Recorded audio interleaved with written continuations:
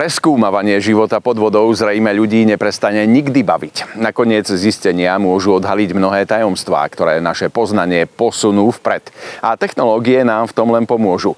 Príkladom je aj podvodný robot, ktorý sa dokáže aj pod hladinou pohybovať rýchlosťou až takmer 20 km za hodinu. A problémom pre neho nie je ani poriadna hĺbka. Pokojne aj cez 100 metrov.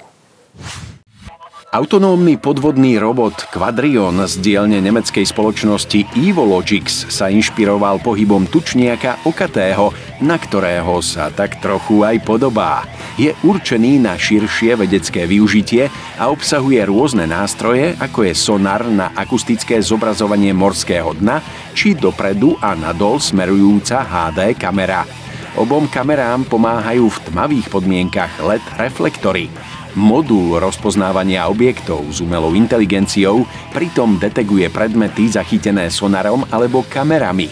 S využitím 4 zadných trysiek sa robot môže ponoriť do maximálnej hĺbky až 150 metrov, dosiahne maximálnu rýchlosť takmer 19 km za hodinu a unesie až 3 kg výstroja.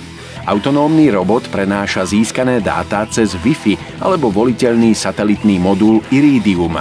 Oba systémy využívajú multifunkčnú anténu v tvare oblúka, ktorá sa automaticky vyklopí zo zadnej časti robota, keď sa dostane na povrch.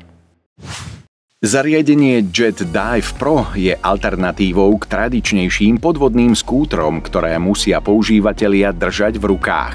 Skladá sa z bedrového pásu, na ktorom sú osadené dve 600W elektrické trysky po jednej na každom boku. Používateľ riadi tento podvodný skúter jednoducho otáčaním hornej časti svojho tela alebo pohybom rúk. Tlačidlá na tryskách slúžia na ich spustenie či zastavenie a na výber jednej z 3 rýchlostí. Trysky pritom poskytnú kombinovaný ťah takmer 48 Nm a používateľovi umožnia dosiahnuť maximálnu rýchlosť 2,5 metra za sekundu, respektíve 9 km za hodinu. Celý bedrový podvodný skúter sa môže ponoriť do hĺbky až 30 metrov a váži len 6,5 kg. Lítium-ionové batérie s kapacitou 2500 mAh majú výdrž približne hodinu prevádzky na jedno nabitie. Dajú sa však ľahko z trysiek vybrať a vymeniť za voliteľný druhý pár.